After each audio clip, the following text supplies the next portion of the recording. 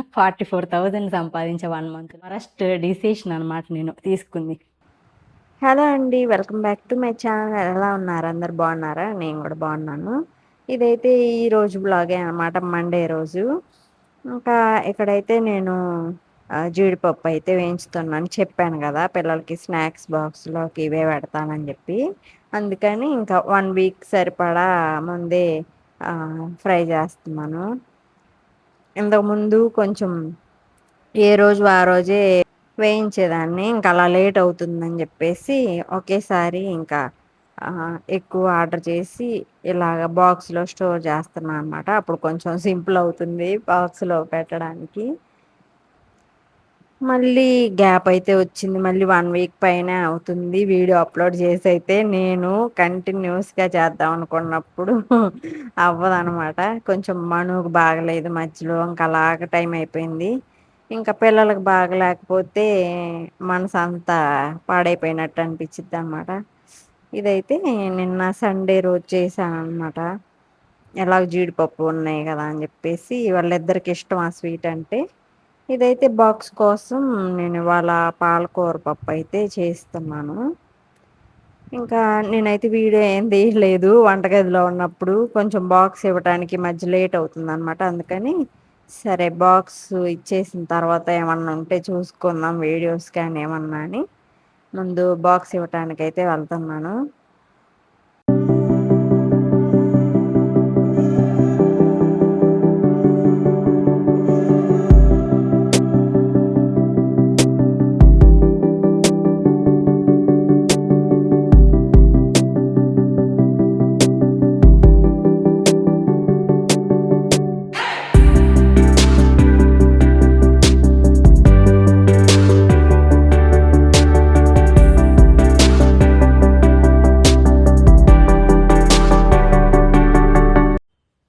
Hello అండి. Welcome back to my channel. ఎలా ఉన్నారు? అందరు బాగున్నారా? నేను కూడా బాగున్నాను.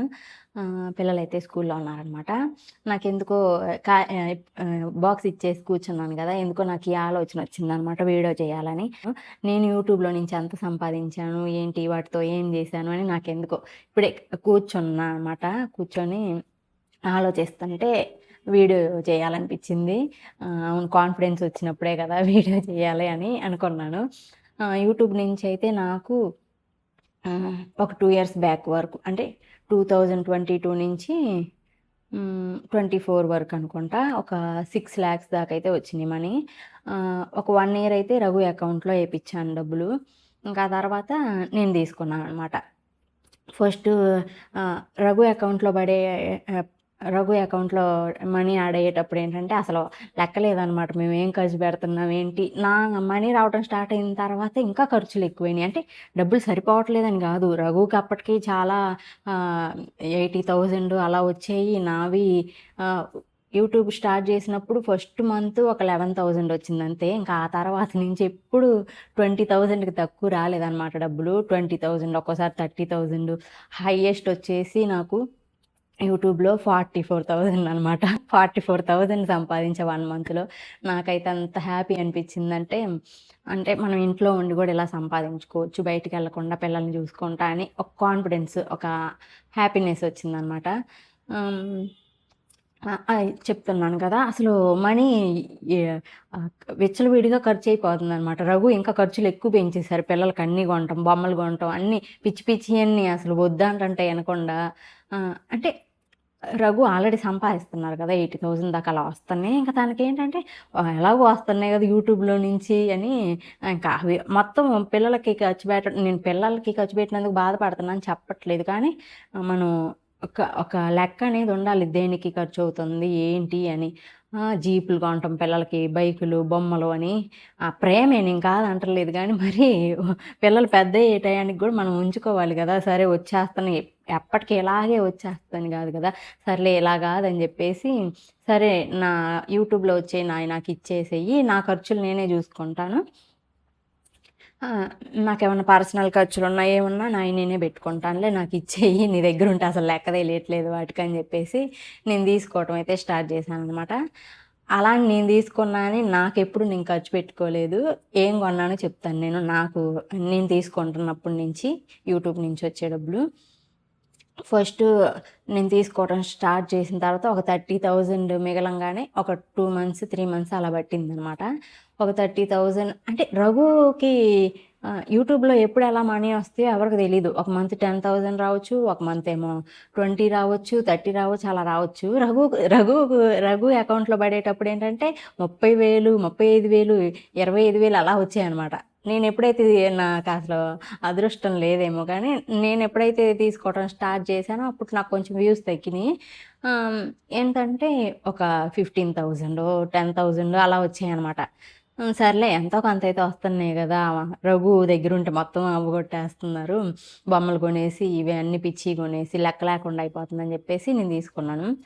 నాకొక 30,000 మిగలంగానే ఫస్ట్ టైం నేను నాకు రావటం స్టార్ట్ అయిన తర్వాత కొనిందేంటంటే ఉంగరం కొన్నాను రఘుకి. రింగ్ అయితే కొన్నాను. నా ఎక్స్‌పీరియన్స్ గూడా షేర్ చేసుకుంటాను నేను అవి కొనేటప్పుడు. కొంచెం నాకు గూడా గుర్తుగా ఉంటది. అసలైతే ఫస్ట్ టైం నా లైఫ్‌లో నేను ఆటో బుక్ చేసుకొని రఘు ఊర్లో ఉన్నారనమాట. సరే రఘు లేడు కదా! ఎళ్లి రఘు కోసం ఉంగరం కొని సర్ప్రైజ్ చేద్దామని నేను ఆటో బుక్ చేసుకొని అదే ఫస్ట్ టైం నా లైఫ్‌లో ఫస్ట్ టైం నేను ఒక్కదాన్ని బయటికెళ్ళిందంటే అదే అనమాట. ఎందుకంటే నేను ఎక్కడికి ఎళ్ళను. ఇంట్లోనే ఉంటానెప్పుడు. ఎవరు నాకు ఫ్రెండ్స్ లేరు. నేనెళ్ళి మాట్లాడటానికి ఎక్కడన్నా ఎళ్లి కూర్చుంటాను. ఏది ఉండదు కాబట్టి రఘుకి తెలిసిపోద్దని చెప్పి రఘు ఊరెళ్లారు కదా! అని ఆటో బుక్ సరే ఎప్పుడో ఒకప్పుడు ధైర్యం చేసి బయటికెళ్ళాలి కదా! ఎప్పుడు రఘుని వదిలిపెట్టరు కదా! అని చెప్పేసి నేను ఫస్ట్ టైం ఆటో బుక్ చేశా అనమాట. ఆ రోజు నాకు వరస్ట్ డిసిషన్ అనమాట నేను తీసుకుంది. మా అమ్మోళ్ళ ఇంటి దగ్గరికి బుక్ చేసుకున్నాను నేను. బుక్ చేసుకుంటే వాళ్ళు వేరే లైన్‌లో ఆపారు. పర్లేదు. అది 15 ఇయర్స్ నుంచి ఆ ప్లేస్‌లు అవన్నీ చూస్తున్నాం కాబట్టి నాకు అంతేం భయం ఎయలేదు. కాబట్టి నేనేంటంటే ఇంట్రోవర్ట్ అని చెప్పాను కదా! ఇంట్రోవర్ట్స్ ఏంటి పక్కన వాళ్ళని ఇబ్బంది పెట్టకూడదు. పక్కనోళ్ళని ఏమి అడగకూడదు. మనం ఇబ్బంది పడ్డా పర్లేదు అనుకుంటారు కాబట్టి నేను కూడా అంతే అనమాట. నేను ఎవరిని ఏమి అడగను. అది నేను ఇబ్బంది పడుతున్నా కానీ నేను పక్కనోళ్ళకి చెప్పను. కాబట్టి అతను దింపేసాడు సైలెంట్‌గా నేను మనీ పే చేశాను. ఇంక నడుచుకుంటా ఎళ్ళిపోయాననమాట. ఉంగరం కొన్నాను రఘుకి 30,000 అయితే అయింది. అప్పుడు 30,000 2023లో అనుకుంటా. ఇప్పుడు ఉంటది ఒక 50,000 అలా ఉంటదనుకుంటా ఆ ఉంగరం నాకు తెలిసి. ఇంటికెళ్ళిపోవాల్సొచ్చిందనమాట. ఎందుకంటే పిల్లలు స్కూల్ టైమ్ అయిపోయింది. మళ్ళీ వాళ్ళిద్దరూ భయపడతారని జెప్పేసి ఎందుకంటే నేనింకా బట్టలు కొనాలనమాట. ఏదో అయితే స్కూల్లోనో ఫంక్షను ఏదో దేని గురించో అయితే బట్టలు కొనాల్సొచ్చిందనమాట. మళ్ళీ నేను బట్టలు కొంటే పిల్లలకి స్కూల్‌లో ఇద్దరు ఉండిపోతారు. అందరు పిల్లలెళ్ళిపోతారు. ఒంటరిగా ఉంటారని జెప్పేసి నేను ఉంగరం కొనిన తర్వాత డైరెక్ట్‌గా స్కూల్ దగ్గరికెళ్ళి పిల్లల్ని తీసుకొని మళ్ళీ పిల్లలు పక్కనే కాబట్టి ఇల్లు పిల్లలకి కొంచెం స్నాక్స్ అలాంటివి ఇచ్చేసి మళ్ళీ వాళ్ళిద్దరిని తీసుకొని ఎళ్ళాననమాట బయటికి. అప్పుడు ఎళ్ళేటప్పుడు బానే దింపుతున్నారు. ఎళ్ళాను, బట్టలు కొన్నాను. ఇంకా ఆ ఉంగరం గూడా నా దగ్గరే ఉంది. నేనెందుకో ఇంట్లో పెట్టడం మర్చిపోయాననమాట. బట్టలు కొని ఇంకా ఇంటికి ఎళ్ళటానికి బుక్ చేసుకున్నాం. అదేంటంటే నాకు ఇప్పుడు మేము ఎక్కడైతే ఉంటున్నామో నాకు ఆ అడ్రెస్ సరింగా తెలీదు. ఊరక స్కూల్ స్కూల్ అడ్రెస్సే పెట్టేసేదాన్ననమాట అప్పుడు. సరే స్కూల్ దగ్గరికెళ్తే ఎక్కడికి ఇంటికి ఎళ్ళటం తెలుసు కదా! అని జెప్పేసి స్కూల్ అడ్రెస్ పెట్టేదాన్ని. ఫస్ట్ టైమ్ గదా! అడ్రెస్ సరింగా యాడ్ అవ్వలేదో ఏంటో తెలీదు. అతను వేరే దగ్గర దింపేసాడనమాట. అసలు నాకు ఆ ప్లేస్ తెలీదు. ఏం తెలీదు. గూగుల్‌లో సెర్చ్ చేద్దామంటేనేమో నెట్ పని చేయట్లేదు. అసలు ఎక్కడున్నామో అర్థం కావట్లే. ఎక్కడో అయితే ఇంటి దగ్గరలోనే ఉన్నాం గానీ నాకసలు ఎటు నుంచి ఎళ్ళాలి ఏంటి నాకసలు ఎప్ దారులు తెలీవు. అంతకు ముందు కూడా నాకు ఎక్కడన్నా వదిలిపెట్టారంటే నేను తప్పిపోతాననమాట. అసలు ఇంటి పక్కనే వేరే లైన్‌లో వదిలిపెట్టినా తప్పిపోతా. అసలు నాకు అడ్రెస్‌లంటేనే గుర్తుండవు. అదేంటో నాకు అర్థం కాదు. పక్క లైన్ ఎక్కడో వదిలిపెట్టాడు అతను. భయమేస్తుందనమాట. పిల్లలున్నారు నాతోటి. ఎలా తీసుకెళ్ళాలి అసలు ఇంటికెళ్తామా లేదా ఇప్పుడు అని భయమేసింది. నడుచుకుంటా ఎళ్తా ఉన్నాం. ఎవరో ఒకళ్ళని అడిగి వాళ్ళు చెప్పిన ప్లేస్ దగ్గరికెళ్ళి నడుచుకుంటా ఎళ్తుంటే అసలు అక్కడ అందరూ ఎవరో కూర్చొని తాగుతున్నారనమాట. ఎంత భయమేసిందో వాళ్ళకెళ్ళి చూడకుండా గబగబా నడుచుకుంటా పిల్లలు నాతో ఉన్నారని ఎక్కువ టెన్షన్ నాకు. వీళ్ళిద్దరిని నేను సేఫ్‌గా ఇంటికి తీసుకెళ్తానా లేదా అని జెప్పేసి. అలాగా ఆ రోజంతా అడ్వెంచర్స్‌తో అయిపోయిందనమాట. ఇంటికి ఎళ్ళటానికి అంత ఇబ్బంది తీరా మేము నడుచుకుంటా, భయపడుకుంటా వస్తుంటే ఇల్లు కనిపిచ్చింది. ఏంటి మనం ఈ పక్కనే ఉన్నామా?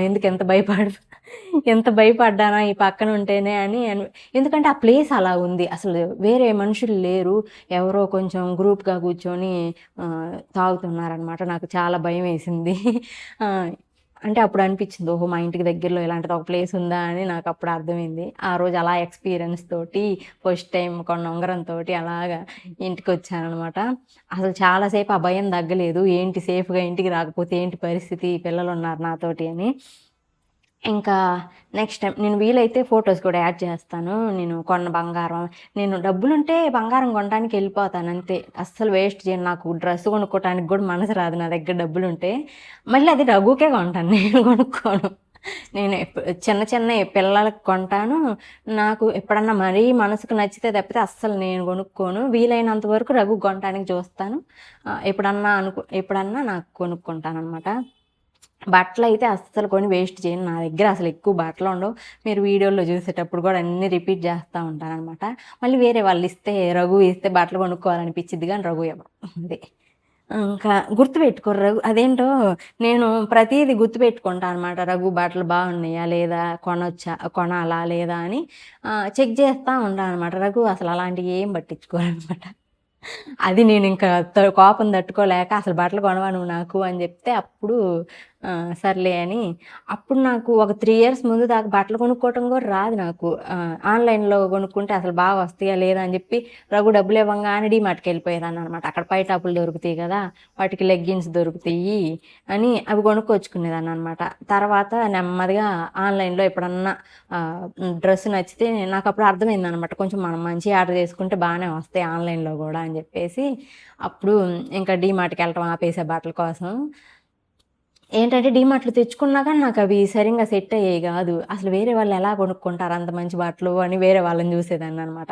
అప్పుడు ఆన్‌లైన్ తెలిసిన తర్వాత నాకు కొంచెం ఫిట్ అవుతున్నాయి నా సైజుకి సరిపడా బట్టలు.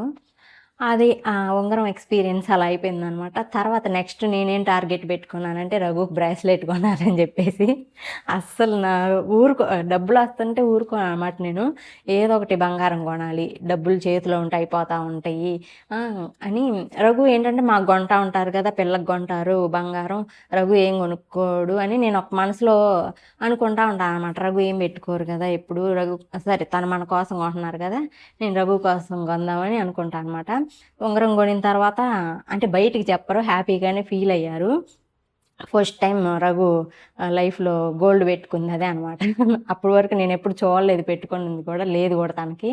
నేను కొన్న ఉంగరమే ఫస్ట్ టైమ్ పెట్టుకొని అందరికి చూపించుకున్నారు. తర్వాత నేను బ్రాస్లెట్ కొనటానికి టార్గెట్ పెట్టుకున్నా అనమాట. ఏంటంటే లెక్కేసుకుంటా ఉంటాను డబ్బులు వచ్చిన ప్రతిసారి సరిపోతాయా లేదా అని. అస్సలు అందులో నుంచి దాసిపెట్టిన డబ్బుల్లో నుంచి ఒక్క 500 కూడా ఖర్చు పెట్టననమాట. అలా పక్కకు పెట్టేస్తా. ఎప్పుడన్నా బట్టలు కొనుక్కోవాలనిపించినా గానీ కొనుక్కోను. అలాగా మళ్ళీ ఒక 8 మంత్స్ అలాగా దాసిపెట్టాననుకుంటా డబ్బులు. 1 ఇయరో గుర్తులేదు గానీ, మళ్ళీ నెక్స్ట్ టైమ్ రఘుకి బ్రాస్లెట్ కొన్నాను. అప్పట్లో అది 75,000 అయ్యింది. ఇప్పుడు నాకు తెలిసి 1,50,000 అలాగైతే ఉంటది. బ్రాస్లెట్ కొన్నాను. వీలైతే ఫోటో యాడ్ చేస్తాను. అదే రఘుకి బ్రాస్లెట్ కొన్న రోజే మనుకి ఒక 2 బ్రాస్లెట్స్ కొన్నాను. అంటే పెద్ద పెద్దయేం గాదు. చాలా సన్నగా ఉంటాయి గదా! బావుంటాయి. కొత్త డిజైన్ వచ్చిందనమాట అప్పుడే. చాలా సన్నగా ఉంటది. తక్కువ రేటే పడింది. అంటే 2 బ్రాస్లెట్స్ కలిపి 26,000 పడిందప్పుడు 2023లో. అప్పుడు ఆ రోజు ఆహ్, రఘుకొక బ్రాస్లెటు, మనుకి 2 బ్రాస్లెట్స్ కొన్నా అనమాట. చాలా హ్యాపీగా అనిపిచ్చేది అలాంటప్పుడు ఏమన్నా మనకు నచ్చిన వాళ్ళకి ఏమన్నా కొంటున్నప్పుడు డబ్బులు వేస్ట్ జేయకుండా ఉపయోగపడేవి కొంటున్నప్పుడు హ్యాపీగా అనిపిచ్చిద్ది. నా లైఫ్‌లో ఎప్పుడు అంతే నాకెందుకో బంగారం అంటే ఇష్టం. అది ఆ బంగారం అంటే ఇష్టం వల్లే మేము ఇంత దూరం కొంచెం ఆహ్, బతకగలుగుతున్నామేమో. ఎందుకంటే అవి ఉండటం వల్లే అమ్మేసుకొని అవసరమైనప్పుడు ఉపయోగపడ్డావవే. హ్మ్. మళ్ళీ నెక్స్ట్ ఆహ్, నేను అప్పుడు రఘుకి బ్రాస్లెట్ కొన్నాను గదా! మనుకి 2 కొన్నాను. ఆ తర్వాత మళ్ళీ కొన్ని రోజుల తర్వాత మళ్ళీ నేను ఒక ఉంగరం కొనుక్కున్నాను. వైట్ రాళ్ళది ఉంగరం కొనుక్కున్నా అనమాట. మళ్ళీ మళ్ళీ ఇయర్ రింగ్స్ కొనుక్కున్నా వైట్ స్టోన్స్‌వి. అలాగా నాకొచ్చిన మనీ యూట్యూబ్‌లో వచ్చిన మనీ అంతటితోటి నేను గోల్డే కొన్నాను. వేస్ట్ ఎక్కడా చేయలేదు డబ్బులు. ఇంకా అలాగా అదనమాట నా ఎక్స్‌పీరియన్సు. చాలా కాన్ఫిడెన్స్‌గా ఉండేది డబ్బులొచ్చేటప్పుడు ఇంకా సంపాదించాలి అని. ఇప్పుడు అలాంటి మనుషులు కనిపించకుండా చేసే కంటెంట్ ఏది యూట్యూబ్ ఒప్పుకోవట్లేదు కాబట్టి ఇప్పుడు లేదు. అందుకే సరే నేను కూడా సరే వచ్చినంత కాలం వచ్చినాయి కదా! మరీ ఓవర్‌గా ఎక్స్‌పెక్ట్ చేయకూడదని చెప్పేసి వదిలేసాను. అలాగా నేను వచ్చిన డబ్బులతోటి గోల్డ్ కొనుక్కున్నా. అప్పుడు యూట్యూబ్ వచ్చిన కొత్తలో అందరూ కొంచెం నాకు తెలిసి చాలామంది తక్కువ చేసే చూసారు యూట్యూబ్‌ని. అందులోకి వీడియోలు చేయాలి అంటే. కానీ తర్వాత తర్వాత డబ్బులు బాగా వస్తున్నప్పుడు అందరికి బాగా అర్థమైందనమాట నెమ్మదిగా. యూట్యూబ్‌ని తర్వాత చులకన చేసి ఇప్పుడైతే ఎవరు చులకనగా చూడట్లేదు యూట్యూబ్‌ని. మరంతే కదా! అందరి లైఫ్‌లని నిలబెడుతున్నట్టే కదా యూట్యూబ్ వల్ల. నేను ఏం రాదు నాకు. నేనెక్కడికి ఎళ్ళను. నేనే 6,00,000 సంపాదించానంటే గ్రేటే కదా! అందులో ఎక్కడికెళ్ళకుండా ఇంట్లో ఉండి. అలాగా ఆహ్, ఒక కాన్ఫిడెన్స్ వచ్చిద్ది. మనం డబ్బులు సంపాదిస్తంటే మళ్ళీ నాకు ఆ కాన్ఫిడెన్స్ కావాలనుంది. మళ్ళీ నేను ఎలాగైనా యూట్యూబ్‌లో మనీ సంపాదించుకొని అందరిని జూసుకోవాలనుంది నాకు. అవన్నీ ఉన్నయా అనుకోవచ్చు, లేవు. ఆహ్, అన్నీ మనుగోల్డ్ తోటి అన్నీ అప్పులు కట్టడానికి గోల్డ్ అమ్ముతున్నప్పుడు ఇవి గూడా అందులోనే కలిసిపోయాయనమాట. నేను కొన్నయి వరకు. ఇదే అనమాట ఈ రోజుకి వీడియో. మళ్ళీ నెక్స్ట్ వ్లాగ్‌లో కలుస్తాను. బాయ్.